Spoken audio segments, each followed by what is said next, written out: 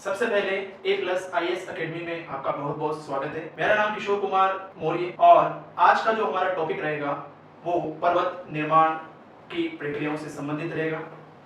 इससे पहले हमने जाना था कि पर्वत कितने प्रकार के होते हैं और ऊंचाई के आधार पर, उनकी आकृति के आधार पर, उनके बनने के जो कालक्रम के अनुसार हमने पर्वतों को अलग अलग भागों में विभाजित किया।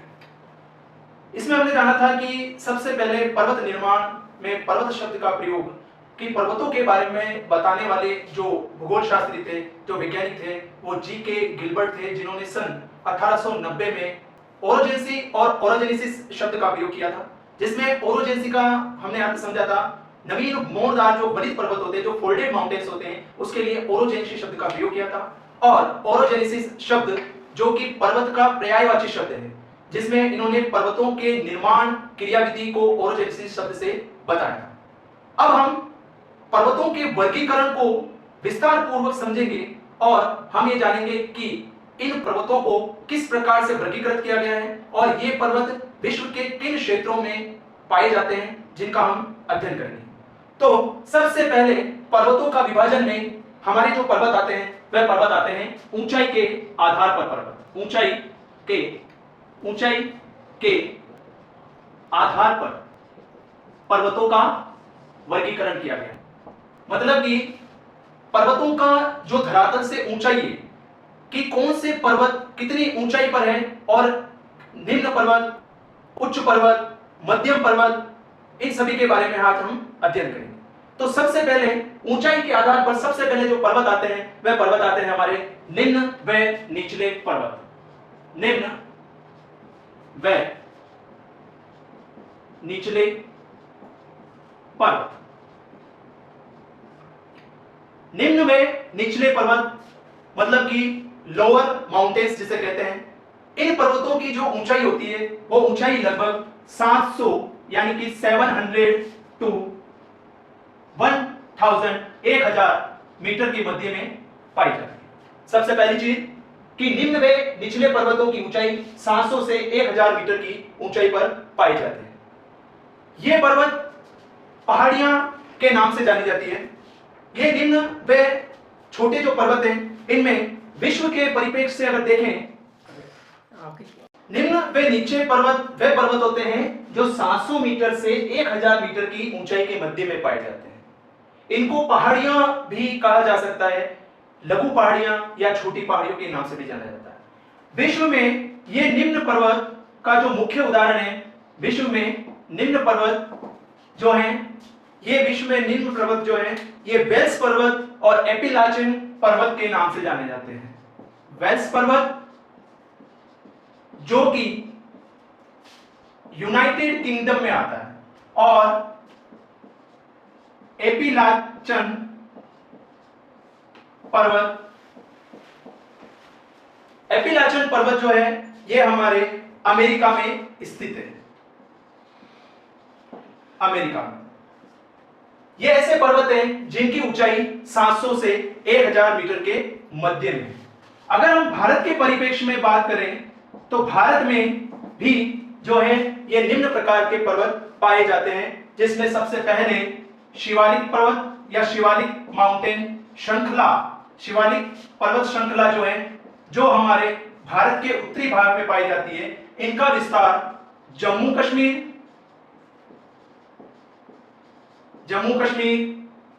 उत्तराखंड, जम्मू कश्मीर, उत्तराखंड व सिक्किम में इसका विस्तार माना जाता है। ये निम्न प्रकार के पर्वत हैं जिनकी ऊंचाई 700 से 1000 मीटर के मध्य में होती है।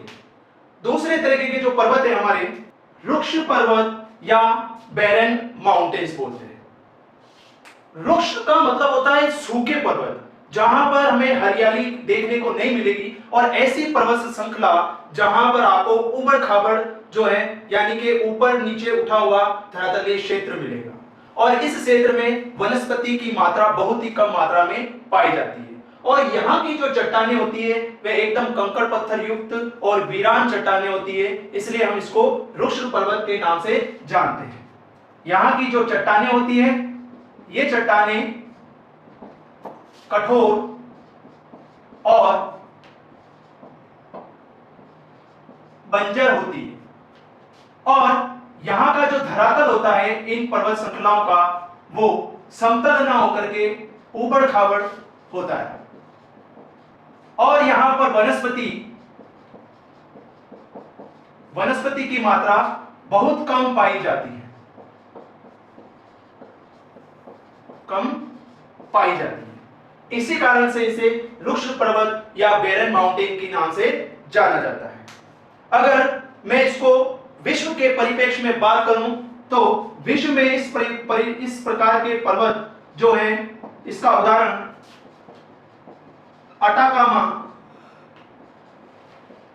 अटाकामा पर्वत है जो कि चिली देश में स्थापित है, जो कि अफ्रीका के अंदर आता है। सेकेंडली अगर मैं बात करूं रुक्ष पर्वत की तो मोरक्को जो कि एटलस पर्वत श्रृंखला का विस्तार है, मोरक्को जो एटलस पर्वत श्रृंखला का विस्तार है, और ये एटलस पर्वत जो है ये हमारे शुष्क क्षेत्र है, यानी कि यहां पर ये जो है शुष्क प्रदेश में शामिल होता है, शुष्क प्रदेश में शामिल होता है। और अगर भारत के परिप्रेक्ष्य में बात की जाए तो भारत में इस तरीके के रुक्ष पर्वत जो है वह अरावली पर्वतमाला का पश्चिमी भाग, अरावली पर्वतमाला का पश्चिमी भाग जो कि राजस्थान राज्य में अवस्थित है। इसके अलावा इन रुक्ष पर्वतों में विंध्याचल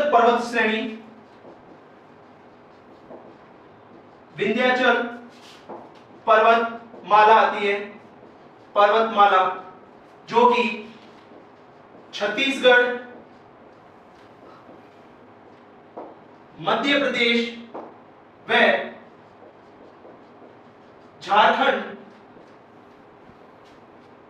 में स्थित है। नेक्स्ट आपके आता है तिब्बत का पठारी भाग, तिब्बत का पठारी भाग यह ऐसा क्षेत्र है जो कि हिमालय के क्षेत्र में आता है, और यहां पर जो अधिक हिमवृष्टि होने के कारण यहां पर वनस्पति नहीं पाई जाती है और उपजाऊपन की कमी है।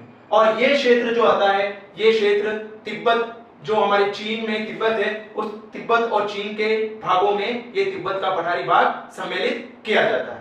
तो रुक्ष पर्वत क्या है कि ऐसे पर्वत जहां पर चट्टानें कठोर और बंजर होती है, धरातल ऊबड़ खाबड़ होता है, वनस्पति बहुत ही कम मात्रा में पाई जाती है, और विश्व में इस पर्वतों का जो मेन एग्जांपल उदाहरण है वह अटाकामा पर्वत जो कि चिली में स्थित है, मोरक्को जो एटलस पर्वत जो शुष्क प्रदेश में आता है, इसके बाद भारत में अरावली पर्वत श्रृंखला का है जो कि पश्चिमी भाग जो कि राजस्थान में आता है, विंध्याचल पर्वतमाला जो छत्तीसगढ़, मध्य प्रदेश और झारखंड में आती है, और तिब्बत का पठारी भाग जो कि तिब्बत के अंदर संकेंद्रित है।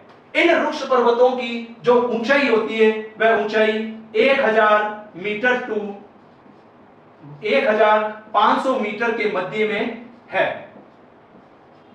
में है। तो ये जो बैरन माउंटेन्स है ये 1000 से 1500 मीटर के मध्य में स्थित है। इनको हम रुक्ष पर्वत के नाम से जानते हैं। नेक्स्ट हमारे तीसरा प्रकार का जो पर्वत आता है वो ऊंचाई के आधार पर जिन्हें हम कहते हैं घर्षित पर्वत, रग्ड माउंटेन। घर्षित पर्वत नाम क्यों रखा गया? क्योंकि घर्षित पर्वत ऐसे पर्वत होते हैं जो कि घर्षण की क्रिया करती है। चाहे वे घर्षित पर्वत क्या होते हैं कि वे घर्षण का कार्य करते हैं, कि जो हिमनद होते हैं बर्फीले इलाकों में जो बड़े बड़े बर्फ के टुकड़े होते हैं वे एक दूसरे के ऊपर घर्षण का कार्य करते हैं, पर्वतों के ऊपर घर्षण का कार्य करते हैं। जब वे धरातल के ऊंचाई वाले जगह से नीचे की तरफ बहते हैं नदियों के साथ में, तब वे पर्वतों के ऊपर घर्षण का कार्य करते हैं। और अपर्दन का काम करते हैं, यानी कि चट्टानों को रगड़ने का काम करते हैं, और संचयन का काम करते हैं, यानी कि निक्षेप को एक जगह से ले जाकर के दूसरे जगह पर क्या कर देते हैं, ये इकट्ठे कर देते हैं। उसे हम निक्षेपण कहते हैं, यानी कि डिपॉजिट करना बोलते हैं। तो ये घर्षित पर्वत वे पर्वत हैं जो कि या तो घर्षण के द्वारा या अपर्दन के द्वारा या संचयन के द्वारा पर्वतों का निर्माण होता है। उसे हम क्या कहते हैं, उसे हम घर्षित पर्वत या रग्ड माउंटेन बोलते हैं। इस प्रकार के जो पर्वत होते हैं वे हिमालयन पर्वत या फिर जो बर्फीला इलाका होता है उस बर्फीले इलाकों में इस प्रकार के घर्षित पर्वत पाए जाते हैं।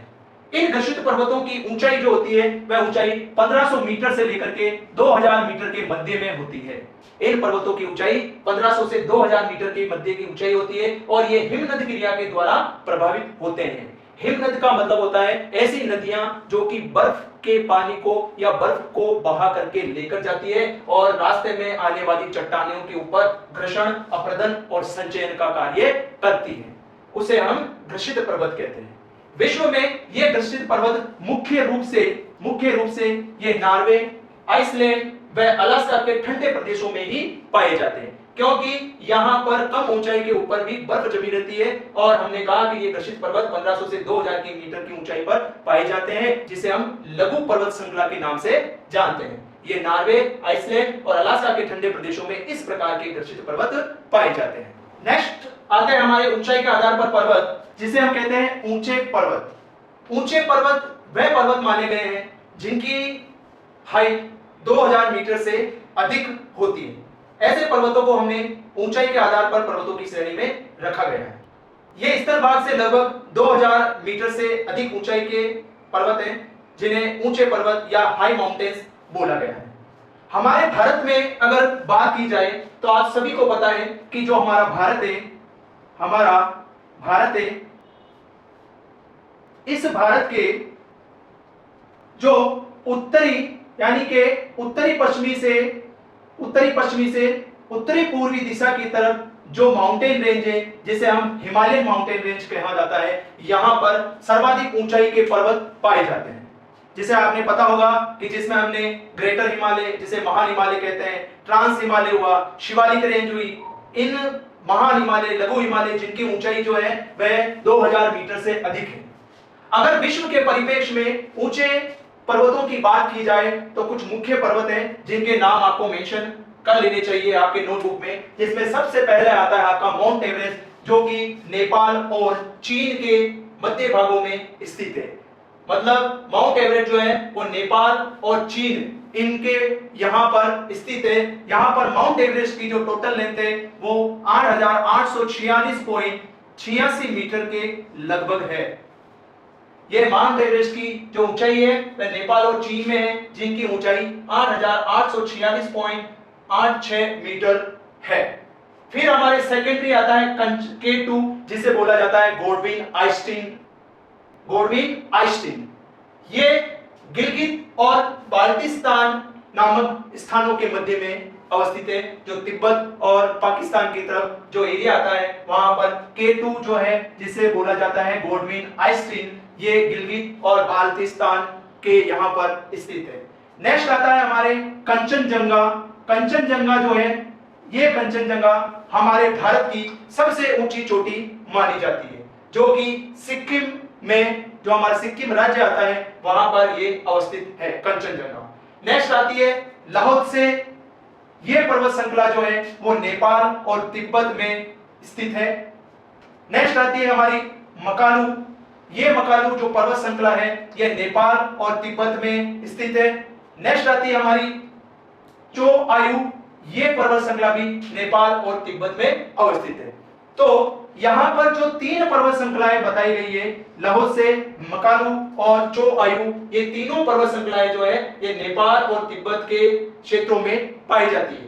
अगर आपने यहाँ पे ध्यान से देखा हो तो अधिकतर पर्वत श्रृंखलाएं जो है वह सर्वाधिक मात्रा में ऊंचाई पर हमारे नेपाल क्षेत्र में सर्वाधिक मात्रा में आपको देखने को मिल जाएगी, जिसमें आपके माउंट एवरेस्ट नेपाल का क्षेत्र आता है, इसमें लाहोत्से नेपाल क्षेत्र में आता है, मकालू नेपाल क्षेत्र में आ रहा है, चो आयु नेपाल क्षेत्र में आ रहा है। फिर आती है आपकी धौलागिरी पर्वत श्रृंखला, ये जो है नेपाल में लोकेटेड है। ये नेपाल में लोकेटेड है।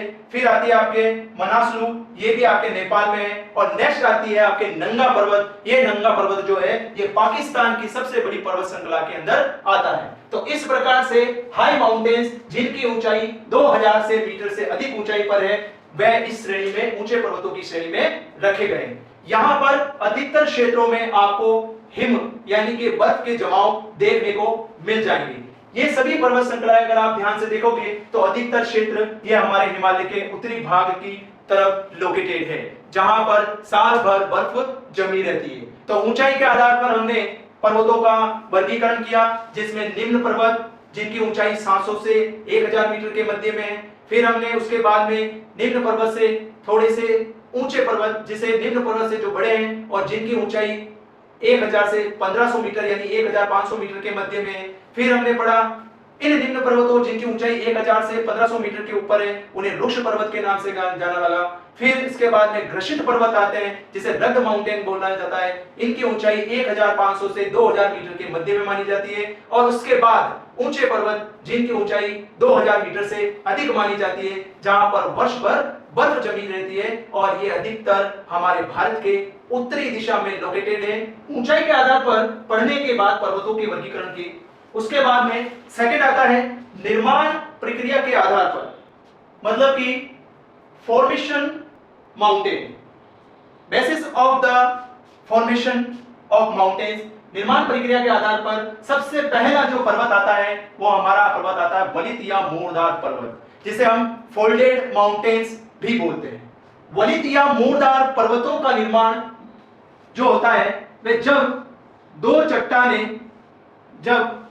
चट्टानें या दो कॉन्टिनेंट प्लेट जब आपस में एक दूसरे के समीप आती है, जब आपस में एक दूसरे के समीप आती है तो इनके बीच में संकुचन, इनके बीच में संपीड़नात्मक कंप्रेशंस फोर्स उत्पन्न हो जाता है, संपीड़न उत्पन्न हो जाता है। यानी कि एक दूसरे में संकुचन, संपीड़न यानी दबाव उत्पन्न हो जाता है। और इस दबाव के उत्पन्न होने के कारण जो मध्य का भाग है वह ऊपर की ओर उठ जाता है, ऊपर की ओर उठ जाता है। और इस तरीके से धरातल के भाग का संपीड़नात्मक शक्ति के कारण, संपीड़न की शक्ति के कारण धरातल का ऊपर की ओर उठने से वलित पर्वतों या मूर्धार पर्वतों का विकास होता है। इस प्रकार के पर्वतों का निर्माण जो है दो प्लेटों के आपस में पास आने के कारण होता है। इन पर्वतों को वलित पर्वत भी कहा जाता है क्योंकि इन पर्वतों में आज भी निर्माण की प्रक्रिया वर्तमान में भी जारी है। इन पर्वतों का जो निर्माण काल है वह लगभग आज से 6.5 करोड़ वर्ष से लेकर के 6.5 करोड़ वर्ष पूर्व से लेकर के आज का जो हमारा वर्तमान काल चल रहा है, यहां तक भी अभी तक इन वलित पर्वतों में फॉर्मेशन हो रहा है, यानी निर्माण प्रक्रिया जारी है। इसका उदाहरण हम ले सकते हैं हमारे भारत का या विश्व में जो हिमालय पर्वत श्रृंखला है, जो हमारे भारत के उत्तरी भाग में अवस्थित है, इसको वलित या मोरदार पर्वत का सबसे प्रमुख उदाहरण माना जाता है। यह हमारे भारत के उत्तरी भाग में अवस्थित है, जिसका विस्तार उत्तरी पश्चिमी दिशा से लेकर के, डायरेक्शन से लेकर के यह हमारे भारत के उत्तरी पूर्वी दिशा की तरफ फैला हुआ है, जिसकी कुल लंबाई जो है वह लगभग 2500 किलोमीटर के समथिंग मानी जाती है, 2500 किलोमीटर मानी जाती है। और इस हिमालय का विस्तार मुख्य रूप से हमारे भारत, तिब्बत, नेपाल जैसे इलाकों में सर्वाधिक देखने को आपको मिल जाएगा। नवीन मोरदार पर्वत में सेकंड जो आता है वो आर्कस पर्वत आता है, जो कि यूरोप कॉन्टिनेंट यानी यूरोप महाद्वीप में अवस्थित है। ये यूरोप महाद्वीप के लगभग पश्चिमी तटों के किनारे पर स्थित माउंटेन है, जिसे आल्पस माउंटेन कहा जाता है। नेक्स्ट आता है हमारे एंडीज और रोकीज पर्वतमाला। और एंडीज अगर रोकीज पर्वतमाला को कहा जाए तो एंडीज और रोकीज पर्वतमाला को वलित पर्वतमाला और तटीय पर्वतमाला भी कहा जाता है। अगर आप विश्व के मानचित्र को देखते हो तो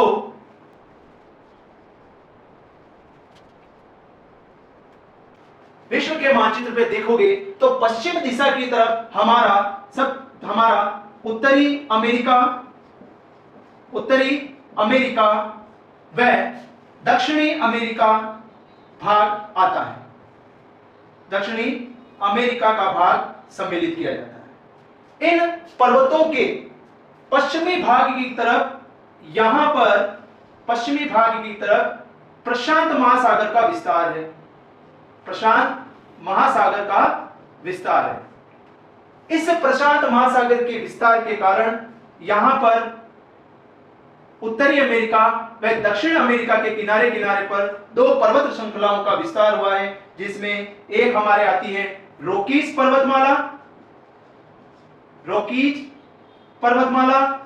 और एक आती है हमारे एंडीज पर्वतमाला। ये नवीन वलित पर्वत हैं जो कि वलन पड़ने के कारण इन पर्वतमालाओं का विकास हुआ है। हमारे रॉकीज पर्वतमाला और एंडीज पर्वतमाला जो है उत्तरी अमेरिका व दक्षिणी अमेरिका में अवस्थित है। नेक्स्ट आती है पर्वत श्रृंखला, उरेल पर्वत श्रृंखला, जो कि यूरेशियन कॉन्टिनेंट में जो हमारा रूस जो देश है उस देश में उरेल पर्वतमाला नवीन वलित या मोरदार पर्वत श्रृंखला में आता है। नेक्स्ट आता है हमारे जाग्रोस पर्वतमाला, ये हमारे ईरान में है। जो अरेबियन हमारा जो कॉन्टिनेंट, अरेबियन हमारी प्लेट है, जो अरेबियन हमारी प्लेट है, उस अरेबियन जो कंट्रीज है, अरेबियन जो क्षेत्र आता है, वहां पर ईरान देश में ये जाग्रोस पर्वतमाला का विस्तार है। नेक्स्ट आता है एटलस पर्वतमाला, ये हमारे उत्तरी अफ्रीका के उत्तरी पश्चिमी दिशा की तरफ लोकेटेड है एटलस पर्वतमाला। तो इस तरीके से विश्व में प्रमुख जो वलित या मोरदार पर्वत हैं, Himalaya, Alps, Andes, Ural, Zagros, Atlas है। इसी तरीके से हमारे भारत में कुछ पर्वत श्रृंखलाएं ऐसी रही है जहां पर वलनकारी क्रिया, संपीडनात्मक क्रिया के द्वारा नवीन पर्वतों का निर्माण हुआ है। इसमें सबसे पहला आता है हमारे शिवालिक माउंटेन रेंज या शिवालिक पर्वत श्रृंखला, जो कि हमारे भारत के उत्तरी भाग में स्थित है। इस शिवालिक पर्वत श्रृंखला का जो विस्तार है वो जम्मू कश्मीर, उत्तराखंड और इसके अलावा यहां पर आपको छत्तीसगढ़ में भी इस पर्वत श्रृंखला का विस्तार देखने को मिल जाएगा। और इसके अलावा सिक्किम क्षेत्र भी जो है वो इस शिवालिक क्षेत्र में आता है। नेक्स्ट आता है हिमाद्री। ये हिमाद्री पर्वत श्रृंखला जो है ये हिमालय का ही अंश है, जो कि हमारे भारत के उत्तरी भाग में फैला हुआ है। नेक्स्ट आता है अरावली पर्वत श्रृंखला। ये भी एक वलित पर्वत है जो कि वलन पड़ने के कारण इसका विकास हुआ है। ये विश्व की सबसे प्राचीनतम पर्वत श्रृंखला है। अरावली पर्वत श्रृंखला विश्व की सबसे प्राचीनतम पर्वत श्रृंखला है। इसको अब वर्तमान में भौगोलिक प्रक्रियाओं की वजह से इनमें वलन उत्पन्न हो गए हैं, इसलिए इसको अरावली पर्वतमाला को वलित या मोरदार पर्वत श्रृंखला भी कहा जाता है। नेक्स्ट आता है हमारे पूर्वी घाट। हमारे भारत में पूर्वी घाट यानी कि पूर्व की दिशा की तरफ जो पूर्वी घाट बना हुआ है, इसमें भी ये वलित पर्वतों के श्रेणी में शामिल किया जाता है। नेक्स्ट आता है मिजोरम की पहाड़ियां। ये मिजोरम की पहाड़ियां हमारे भारत के पूर्वी दिशा में जो सेवन सिस्टर के नाम से जानी जाती है, जिसमें सेवन सिस्टर के नाम से जाने जाने वाले जो क्षेत्र हैं वहां पर मिजोरम की पहाड़ियां लोकेटेड है। नेक्स्ट आता है हमारे पूर्वोत्तर भारत यानी कि पूर्व की दिशा का जो भारत है वह भी वलित पर्वतों की श्रेणी में शामिल किया गया है, जिसमें आपके असम, मिजोरम, नागालैंड, त्रिपुरा, मणिपुर, मेघालय, ये सभी क्षेत्र इसमें शामिल किए गए हैं, जिसे हम सेवन सिस्टर के नाम से भी जानते हैं। और ये क्षेत्र जो आता है ये हमारे भारत के, ये हमारा जो भारत है, ये जो हमारा भारत है, इस भारत के ये जो हमारा भारत है, इस भारत का जो ये पूर्वी दिशा है, इस पूर्वी दिशा में जो क्षेत्र शामिल होते हैं वो पूर्वोत्तर क्षेत्र कहलाए, जहां पर ये वलित या मोरदार पर्वत देखने को हमें मिलेंगे। वलित पर्वतों के बाद में जो हमारे तीसरी तरीके का जो पर्वत आता है उसे हम कहते हैं अवशिष्ट पर्वत। अवशिष्ट पर्वत को कहते हैं रेसिडुअल माउंटेन्स या अवशिष्ट पर्वत। अवशिष्ट पर्वत का मतलब क्या होता है यहां समझना कि जब कोई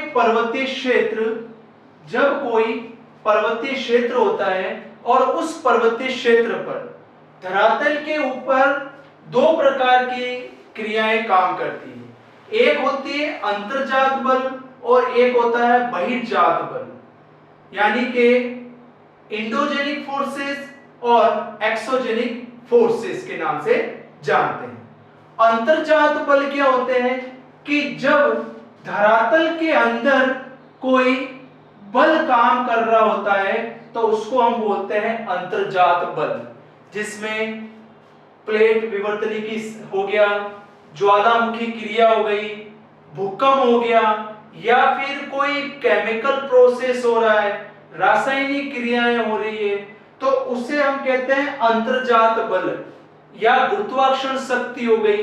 ये सभी अंतर्जात बलों के कारण संभव होता पाया है। इसी प्रकार से धरातल के ऊपर कुछ बहिर्जात प्रक्रियाएं काम करती है। यहाँ पर बहिर्जात प्रक्रियाओं का मतलब क्या है कि धरातल के ऊपर कुछ ऐसी शक्तियां होती है जो धरातल की संरचना को बदलने की शक्ति रखती है, जिसमें सबसे प्रमुख जो बहिर्जात बल है उसके जो है, जैसे कि हम कहें हवा या जल के द्वारा, हवा जल या हिमनद के द्वारा पर्वतों का अपक्षय करना, अपर्दन करना और निक्षेपण करना होता है। इन बहिर्जात बलों में तीन प्रकार की शक्तियां काम करती है। सबसे पहला होता है अपक्षय, दूसरा होता है हमारे अपर्दन और तीसरा होता है हमारे निक्षेपण की क्रियाएं होती है। ये बहिर्जात बलों की सबसे प्रमुख जो है शक्तियां होती है, जो कि गुरुत्वाकर्षण बल के कारण कार्य करती है। इसमें क्या होता है कि जब कोई पर्वत या चट्टान अपने ही स्थान पे, समझना, जब कोई पर्वत या कोई चट्टान, कोई स्थलाकृति अपने ही स्थान पर जो कठोरनेस होती है, जो हार्डनेस होती है, वो टूट करके छोटे छोटे भागों में विभक्त हो जाए, तो उससे हम कहते हैं अपक्षय। इसका अर्थ क्या हुआ कि चट्टानों का या स्थलाकृतियों का किसी भी रासायनिक क्रिया के द्वारा इन चट्टानों में क्रियाएं उत्पन्न होती है और इससे ये चट्टानें यहाँ पर टूट जाती है और कमजोर हो जाती है। तो सबसे पहला कार्य क्या होता है? अपक्षय होता है, यानी कि अपने ही जगह पर टुकड़ों का टूट जाना अपक्षय कहलाता है। इसके बाद अपर्दनात्मक क्रियाएं संपन्न होना शुरू होती है कि जब हवा, जल या फिर हिमनदों के द्वारा जब ये एक स्थान से दूसरे स्थान पर ये तेज गति से बहाव करती है, तो अपनी गति के कारण अपने मार्ग में आने वाले जितने भी प्रकार के जो स्थलाकृति या फिर पर्वत, पठार, मैदान जो भी होते हैं, उनके ऊपर क्या करती है? ये हवा से, जल से या हिमनदों से उनका क्या करती है? घर्षण करना शुरू कर देती है, यानी कि उनका घर्षण करना शुरू कर देती है, रगड़ना शुरू कर देती है। उसी क्रिया को हम कहते हैं अपर्दन। और निक्षेपण का अर्थ होता है कि जब ये अपर्दनकारी जो पदार्थ होता है, उस पदार्थ को ले जा करके हवा या जल या हिमनद उस अपर्दन पदार्थ को ले जा करके किसी एक जगह पर डिपॉजिट कर देती है, इकट्ठा कर देती है, तो उससे हम निक्षेपण कहते हैं। तो अवशिष्ट पर्वत क्या होंगे कि जब चट्टानों के ऊपर अपक्षय या अपर्दन की क्रियाओं के माध्यम से इसकी जो ऊपरी आवरण है वह खत्म हो जाता है और केवल जो ठोस भाग है वह ठोस भाग उस स्थिति में वहीं पर बच जाता है। तो उस बचे भाग जो होता है पर्वतों का, उसी पर्वतों के भाग को हम कौन से पर्वत बोलते हैं? अवशिष्ट पर्वत के नाम से जानते हैं। उसे हम अवशिष्ट पर्वत कहते हैं। यानी कि रेसिडुअल माउंटेन कहा जाता है। ये अवशिष्ट पर्वत जो होते हैं ये केवल और केवल जो हार्ड फॉर्म में जो अवशेष के रूप में बच जाते हैं उन्हें हम अवशिष्ट पर्वत कहते हैं। आज हम वर्तमान में उदाहरण लें हमारी अरावली पर्वत श्रृंखला को। जब अरावली पर्वत श्रृंखला का निर्माण हुआ था तब उसकी सबसे अधिक ऊंचाई मानी जाती है 2900 मीटर के समथिंग मानी जाती है, यानी कि 2900 मीटर की ऊंचाई वाली अरावली पर्वत श्रृंखला ये थी। पर आज के वर्तमान युग में इन अपरदनकारी शक्तियों के कारण, मानव जनित शक्तियों के कारण आज अरावली पर्वतमाला सिर्फ अवशेष में बच करके उनकी जो सर्वाधिक ऊंचाई जो रही है वह 900 मीटर यानी कि 900 मीटर के समथिंग रही है। बाकी की जो ऊंचाई थी वह अपरदनकारी शक्तियों के कारण खत्म हो चुकी है। तो हमारा अरावली पर्वत श्रृंखला भी क्या है, एक तरीके से अवशिष्ट पर्वत श्रृंखला के अंदर आता है, जो अपरदनकारी शक्तियों के कारण और अपक्षयकारी क्रियाओं के कारण ये चट्टान या ये पर्वत अवशिष्ट के रूप में बच गया है। अब हम अवशिष्ट पदार्थों के विश्व में कुछ ऐसे पर्वतों के उदाहरण बताते हैं जो कि अवशिष्ट पर्वतों की श्रेणी में आते हैं, जिसमें सबसे पहले हुआ सिएना मोरेना। सिएना मोरेना ये पर्वत श्रृंखला जो है ये हमारे स्पेन में स्थित है। इनको एज इट इज आपको इनके उदाहरण आपको याद करने पड़ेंगे, क्योंकि जब आप वर्ल्ड का मैप फिल करोगे, जिसके हम कंप्लीटली एक क्लास लेंगे जिसमें हम पूरे विश्व के मानचित्र को इसमें आप प्रदर्शित करना हम आपको बताएंगे। इसमें सेकंड आता है सिएना नेवादा। ये हमारे अमेरिका में, जो हमारा अमेरिका है उस अमेरिका में लोकेटेड है। नेक्स्ट आता है ड्रैकेंसबर्ग दक्षिणी अफ्रीका में, जो ड्रैकेंसबर्ग जो है हमारे दक्षिणी अमेरिका। आपने दक्षिणी अमेरिका का अगर आपने मैप देखा हो तो कुछ इस तरह से लमसम है, और इस दक्षिणी अमेरिका के ये जो पश्चिमी तट है, इस पश्चिमी तट पर ड्रैकेंस जो है, ड्रैकेंस जो पर्वत है वो शामिल होता है। ये दक्षिणी अमेरिका का पश्चिमी तट है, सॉरी दक्षिणी अमेरिका का, दक्षिणी अफ्रीका का पश्चिमी तट है, जहां पर ड्रैकेंस पर्वत जो है यहां पर है। एक चीज और बताना चाहता हूं मैं, दक्षिण ये जो अमेरिका अफ्रीका है, इस अफ्रीका के यहां पर तंजानिया एक प्लेस है। इस तंजानिया में अफ्रीका की सबसे ऊंची चोटी किलिमंजारो अवस्थित है, लोकेटेड है। किलिमंजारो अफ्रीका की सबसे बड़ी चोटी है, और ड्रैकेंस पर्वत जो है वे अवशिष्ट पर्वतों की श्रेणी में आते हैं, जहां पर अपरदनात्मक व बहिर्जात जातीय शक्तियां, एक्सोजेनिक फोर्सेस के कारण अब ये पर्वत जो है वे केवल और केवल एक अवशिष्ट के रूप में बच गए। नेक्स्ट हमारे आता है हॉकबैक हिल्स, जो कि हमारे यूएसए में स्थित है, यानी कि यूनाइटेड स्टेट ऑफ अमेरिका, जहां पर ये हॉकबैक हिल्स लोकेटेड है। इसके बाद ग्रेट डिवाइडिंग रेंज, जो कि हमारे ऑस्ट्रेलिया में लोकेटेड है। अगर आपने ऑस्ट्रेलिया के मैप को ढंग से एग्जामिन किया हो तो ऑस्ट्रेलिया के मैप में ढंग से एग्जामिन करने के फलस्वरूप आपने देखा होगा कि जो ऑस्ट्रेलिया का जो पश्चिमी तट है, जो प्रशांत महासागर के समीप स्थित है, प्रशांत महासागर के समीप स्थित है, यहां पर ग्रेट डिवाइडिंग रेंज पाई जाती है। ग्रेट डिवाइडिंग रेंज पाई जाती है जो ऑस्ट्रेलिया को प्रशांत महासागर से अलग रखती है, यानी कि इसके मध्य में पाई जाती है ग्रेट डिवाइडिंग रेंज। इसके बाद आप क्या आता है गिनी हाईलैंड्स, ये हमारे अफ्रीका में स्थित है।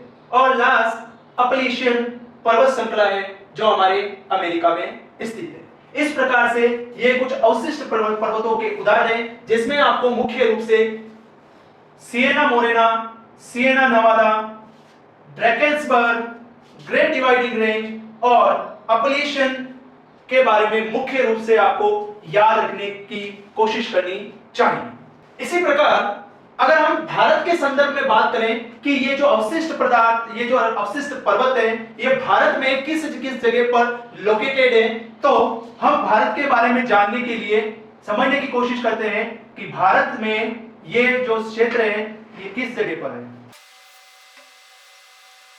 विश्व में अवशिष्ट पर्वतों के बारे में जानने के बाद में हम भारत में इन अवशिष्ट पर्वतों की स्थिति के बारे में जानने की कोशिश करते हैं कि ये जो अवशिष्ट पर्वत हैं ये भारत में किस जगह पर लोकेटेड है। तो सबसे पहले हम बात करते हैं अरावली पर्वत श्रृंखला की, जो हमारे अरावली पर्वत श्रृंखला जो हमारे राजस्थान का जो हमारा क्षेत्र है, राजस्थान का जो क्षेत्र है, उस राजस्थान के लगभग मध्य में से होकर के हमारे अरावली पर्वत श्रृंखला का विस्तार है। और ये अरावली पर्वत श्रृंखला एक अवशिष्ट पर्वत श्रृंखला का उदाहरण है जो कि हमारे राजस्थान में है। नेक्स्ट बात करें रायगढ़, जो कि हमारे महाराष्ट्र में लोकेटेड है। ये महाराष्ट्र क्षेत्र जो है वह लगभग हमारे इस प्रकार से यहाँ पर आता है और यहाँ पर रायगढ़ पर्वत श्रृंखला है जो कि अवशिष्ट पर्वत श्रृंखला के रूप में आता है और यहाँ पर जो है हमारा महाराष्ट्र का क्षेत्र सम्मिलित किया जाता है। इसके बाद हमारा जो नेक्स्ट आता है वो आता है हमारे नीलगिरी पर्वत श्रृंखला, जो कि लगभग तमिलनाडु के क्षेत्र में सम्मिलित होता है और इस तमिलनाडु के क्षेत्र में नीलगिरी पर्वत श्रृंखला का विस्तार सम्मिलित है। इसके बाद बालाघाट का क्षेत्र आता है जो कि हमारे बालाघाट का क्षेत्र जो कि महाराष्ट्र और छत्तीसगढ़ के क्षेत्रों के अंदर लगभग सम्मिलित है। यहाँ पर एक तो हमारा छत्तीसगढ़ आ जाएगा, छत्तीसगढ़, और दूसरा हमारा महाराष्ट्र यहाँ पर, और यहाँ पर जो है बालाघाट की श्रेणियां सम्मिलित की गई है। नेक्स्ट आता है हमारा दुधवा पर्वत श्रेणियां जो कि उत्तर प्रदेश क्षेत्र में स्थित है और ये उत्तर प्रदेश क्षेत्र जो है वह हमारे इस जगह पर लोकेटेड है। यहाँ पर उत्तर प्रदेश क्षेत्र में दुधवा की जो है पर्वत श्रृंखलाएं सम्मिलित की जाती है। तो इस प्रकार से हमारे भारत में कुल 5 जो पर्वत श्रृंखलाएं हैं जिन्हें अवशिष्ट पर्वत श्रृंखलाओं में रखा गया है। और अवशिष्ट पर्वत श्रृंखला क्या है कि जो कि धरातल की बाहरी प्रक्रियाओं के द्वारा या बहिर्जात जो शक्तियां हैं उन शक्तियों के कारण पर्वतों के केवल अवशिष्ट भाग ही बच गए हैं, उसे हम क्या कहते हैं, उसे अवशिष्ट पर्वत कहते हैं, जो कि अरावली, रायगढ़, नीलगिरी, बालाघाट और दुधवा पर्वत श्रृंखलाओं को सम्मिलित किया गया। नेक्स्ट अवशिष्ट पर्वतों के बारे में पढ़ने के बाद हमारा नेक्स्ट जो पर्वत आता है, पर्वत श्रृंखला आती है, उसको हम कहते हैं ब्लॉक पर्वत। ब्लॉक पर्वतों के बारे में सबसे पहले आपको समझना होगा कि ब्लॉक पर्वत बनते कैसे हैं, इसके बारे में समझिए। ब्लॉक पर्वत बनने का मेन रीजन ये होता है कि आपने सबने देखा होगा कि जब दो प्लेटें एक दूसरे के समीप आती है तब क्या होता है, वलित पर्वत बनते हैं, ये आपने समझा। अब क्या होता है कि जब दो प्लेटें होती है और इन दो प्लेटों के पास में आने के कारण जो महाद्वीपीय प्लेट होती है वह कम घनत्व वाली और महासागरीय प्लेट अधिक घनत्व होने के कारण यह महासागरीय प्लेट धीरे धीरे क्या हो जाती है, महाद्वीपीय प्लेटों के नीचे क्या हो जाती है, क्षेपित हो जाती है, यानी कि इसके नीचे की ओर चली जाती है और इससे क्या होता है, भ्रंशों का निर्माण होता है। यहां तक आपको समझ में आ गया होगा। इसके बाद जो ये भ्रंशकारी चट्टानें होती है, जहां पर जगह जगह पर क्या बने होते हैं, भ्रंश बने होते हैं, जगह जगह भ्रंशकारी लेयर बन जाती है। तो वर्तमान समय में क्या होता है, आने वाले समय में क्या होता है कि जब इनके मध्य में संकुचन की क्रियाएं चलती है तो इन क्रियाओं के कारण कुछ भाग भ्रंशों के जो किनारे होते हैं, जो भ्रंशों के किनारे होते हैं उन किनारों के ऊपर कुछ दबाव पड़ता है या फिर दबावकारी क्रिया के कारण या तनाव मूलक क्रिया के कारण क्या होता है कि कुछ भ्रंश के जो स्तंभ होते हैं वो नीचे की तरफ क्षेपित हो जाते हैं और इनका जो मध्य भाग होता है वो मध्य भाग क्या होता है जैसे स्तंभ जो इनका मध्य भाग रहता है वह ऐसा का ऐसा रह जाता है। तो भ्रंशों के किनारे कुछ धरातलीय भाग नीचे की तरफ धस जाता है और मध्य भाग जो है अपनी ही स्थिति में रहता है, तो उससे भ्रंशोत पर्वत का निर्माण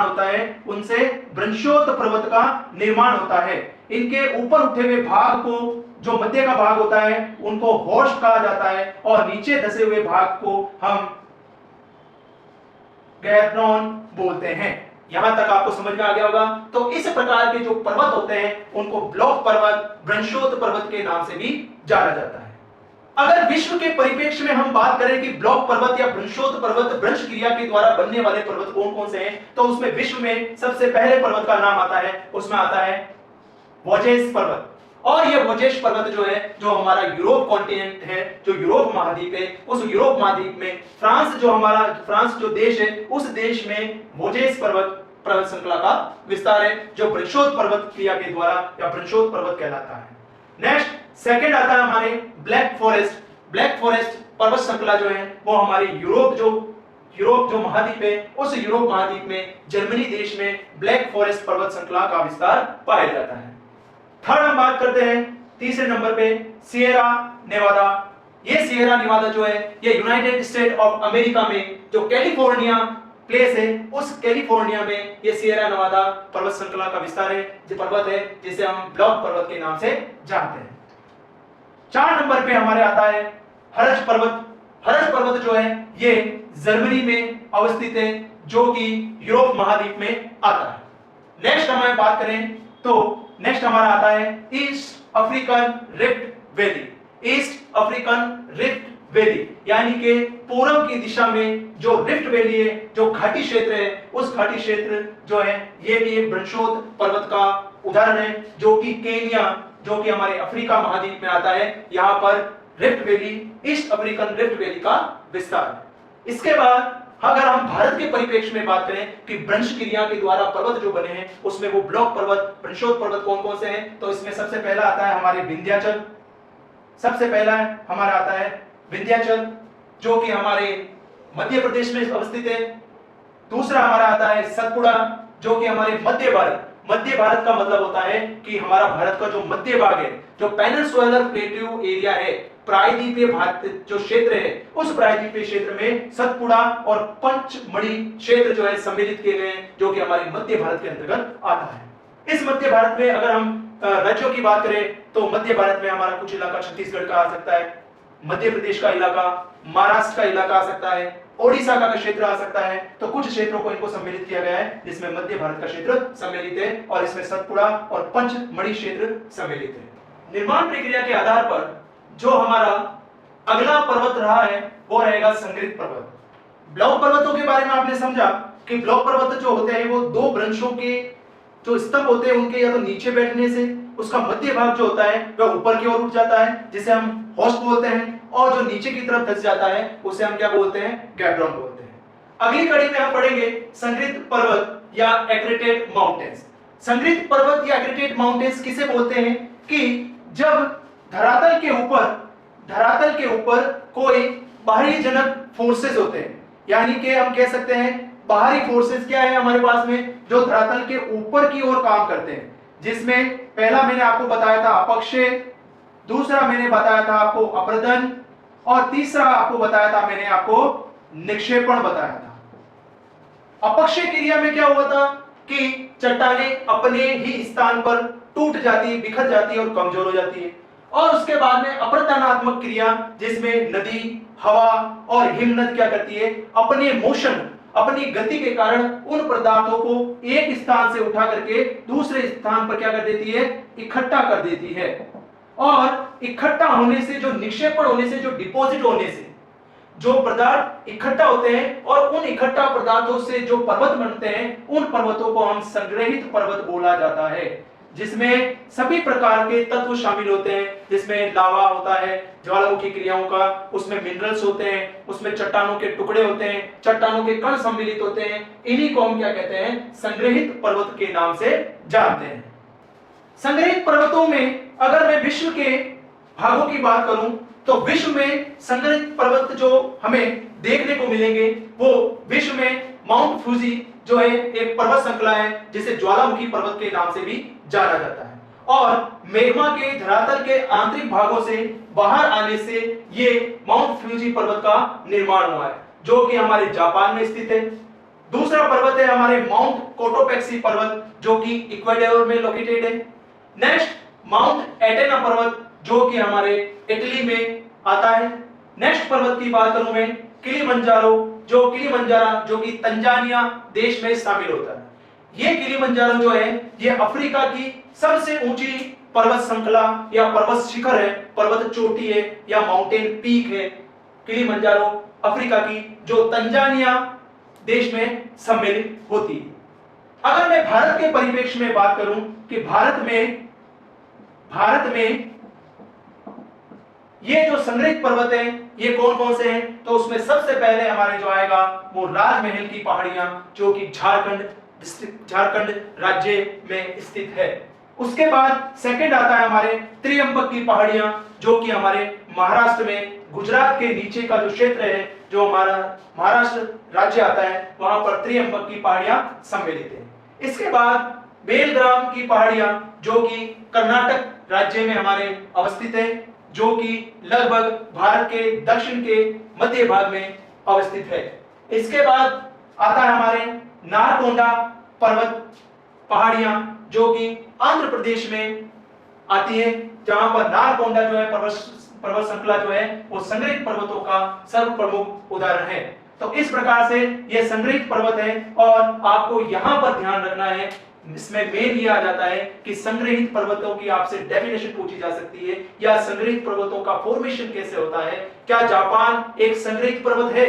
क्या भारत में बेलग्राम या त्रियंबक की पहाड़ियां संग्रहित पर्वतों का उदाहरण है? तो आपको इन चीजों को अच्छे से नोट करना है, ताकि आप अपने एग्जाम की तैयारी अच्छे तरीके से कर सकें। संग्रहित पर्वतों को पढ़ने के बाद में हमारा जो नेक्स्ट पर्वत आता है उसका नाम है गुंबदाकार पर्वत। ऐसे पर्वत या माउंटेन्स जो कि देखने पर एकदम गुंबदाकार आकृति में मिलेंगे। हम बात करें जो हाफ सर्कल की बात करें, इस तरीके के फॉर्म में अगर कोई पर्वत मिलता है उसको हम क्या कहते हैं? गुंबदाकार पर्वत के नाम से जानते हैं। इन पर्वतों के निर्माण की दो शर्तें होती है जिससे कि गुंबदाकार पर्वत बनते हैं। पहला कि जब दो प्लेटें एक दूसरे से दूर चली जाए, तो मैंने आपको बताया कि मध्य भाग में क्या पड़ जाएगा? गर्त पड़ जाएगा, और इन गर्तों से या इन दरारों से क्या निकलेगा? लावा बाहर निकलेगा। इसी प्रकार से मान लीजिए कि कोई पहाड़ी क्षेत्र है, और उस पहाड़ी क्षेत्र में धरातल के नीचे की भाग में दुर्बलता मंडल में क्या जमा है? हमारे दुर्बलता मंडल में मैग्मा का जमाव है, और इस मैग्मा के जमाव के कारण ये लावा कमजोर चट्टान को देख करके अचानक से विस्फोटक तरीके से अलग अलग क्षेत्रों से लावा बाहर ना निकल करके किसी एक ही क्षेत्र से, किसी एक ही भाग से, कोण से या शंकु से जब लावा बाहर निकलता है, और इसलिए इस लावे के गाढ़े होने के कारण, यानी लावा गाढ़ा होने के कारण क्या होता है? ज्यादा गाढ़ा होने के कारण ये लावा इस पर्वतों के ऊपर इस तरीके से शेपित हो जाता है, और इस तरीके से शेपित होने के कारण एक गुंबद की आकृति बन जाती है, जिसे हम क्या कहते हैं? गुंबदाकार पर्वत कहा जाता है। पहली शर्त तो ये हुई कि जब लावा किसी एक पर्टिकुलर भाग से निकलता है और लावा के गाढ़ा होने के कारण ये इस तरीके से इसके ऊपर जम जाता है, तो इस तरीके से एक गुंबदाकार आकृति तैयार होती है, उसको हम क्या कहते हैं? गुंबदाकार पर्वत कहा जाता है। और इनका ढलान जो होता है वह ढलान धीमा होता है, और ऊपर से ये लगभग गोल समान होता है। पहली शर्त ये हो गई। दूसरी शर्त हम बात करते हैं दूसरे तरीके से कि गुंबदाकार पर्वत का निर्माण कैसे होगा। तो जब कोई चट्टानें एक दूसरे के समीप आती है, और समीप आने के कारण जो बीच का भाग जो कमजोर होता है वह ऊपर उठना शुरू कर देता है, और ऊपर उठते हुए वह एक गोल गुंबदाकार शेप में शेपित हो जाता है, उसको हम क्या कहते हैं? गुंबदाकार पर्वत कहते हैं। गुंबदाकार पर्वत कहते हैं। जो गोल ढलान वाला बन जाता है इसको हम गुंबदाकार पर्वत श्रेणी में रखेंगे।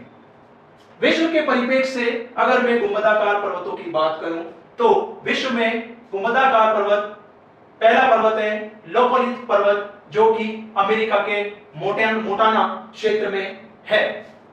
दूसरा ब्लैक हिल्स पर्वत, जो कि साउथ डकोटा नामक स्थान पर स्थित है, जो यूरेशियन यूरोप और एशिया की प्लेट है, उस एरिया में ये पाया जाता है। नेक्स्ट है मार्थर हॉलडोम, ये पर्वत स्विट्जरलैंड में अवस्थित है, लोकेटेड है। नेक्स्ट आता है आपके चिमरोजा पर्वत, जो कि इक्वाडोर में अवस्थित है। और भारत के परिप्रेक्ष्य में अगर गुंबदाकार पर्वतों की शेप की बात करूं तो भारत में ये त्रियंबक की पहाड़ियां जो है वो गुंबदाकार शेप आपको देखने को मिल जाएगी, जो कि हमारे महाराष्ट्र में है। और दक्कन ट्रेप का जो भाग है, यानी दक्कन का जो पठार, जो हमारा भारत का जो प्रायद्वीपीय क्षेत्र है, उस प्रायद्वीपीय क्षेत्र में दक्कन का पठार ट्रेप का भाग पाया जाता है, जो कि महाराष्ट्र में और मध्य प्रदेश के भागों में आता है। ये दक्कन के पठार में आपको गुंबदाकार प्रकार की आकृतियां देखने को मिल जाएगी, जो कि ज्वालामुखी क्रियाओं के कारण संपन्न होती है और गुंबदाकार आकृतियां ले लेती है। इसके बाद हमारे आता है स्थिति के आधार पर पर्वतों का वर्गीकरण किया गया। स्थिति के आधार पर पर्वतों के वर्गीकरण में सबसे पहले देखा जाए तो दो प्रकार के होते हैं, एक होते हैं स्थलीय पर्वत और एक होते हैं महासागरीय पर्वत। इसमें हम सबसे पहले स्थलीय पर्वतों के बारे में समझने की कोशिश करते हैं कि स्थलीय पर्वत होते क्या हैं। स्थलीय पर्वत वे पर्वत होते हैं जो कि किसी धरातल, जो हमारा कॉन्टिनेंट है, जो हमारा महाद्वीपीय भाग है, उस महाद्वीपीय भाग के कठोर स्थल पर बना हुआ है, जो कि जलीय भागों से दूर होता है, उसको हम स्थलीय पर्वत के नाम से जानते हैं।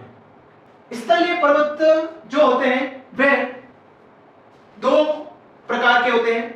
एक होते हैं हमारे तटीय पर्वत, जो कि तटों के किनारे महासागरों से सटकर बने होते हैं, और दूसरे पर्वत ऐसे होते हैं जो कि हमारा जो महाद्वीप है, उस महाद्वीपों के मध्य भाग में स्थित होते हैं, उनको हम बोलते हैं आंतरिक पर्वत या फिर इंटरनल माउंटेन्स बोलते हैं। एक हमारे हो गए कोस्टल माउंटेन्स यानी कि तटीय पर्वत, और दूसरा हो गए हमारे इंटरनल कॉन्टिनेंट माउंटेन, जो कि महाद्वीपों के मध्य भाग में स्थित होते हैं। इसके बारे में पढ़ने से पहले हम पढ़ते हैं स्थलीय पर्वत। तो विश्व में स्थलीय पर्वत जो है उसका प्रमुख उदाहरण किलिमंजारो है, जो कि हमारे अफ्रीका के तंजानिया देश में आता है, जो कि महाद्वीपीय क्षेत्र में स्थित है, और ये हमारे अफ्रीका में स्थित है। दूसरा आता है हमारे अरेबस पर्वत, जो कि अंटार्कटिका जो हमारे क्षेत्र है, जो बर्फीला क्षेत्र है, वहां पर अरेबियस पर्वत श्रृंखला का विस्तार है, जो स्थलीय पर्वत कहलाता है, जहां पर बर्फ जमी रहती है, जल नहीं है, उससे कहते हैं अंटार्कटिका, जो महाद्वीपीय क्षेत्र है वहां पर स्थित है।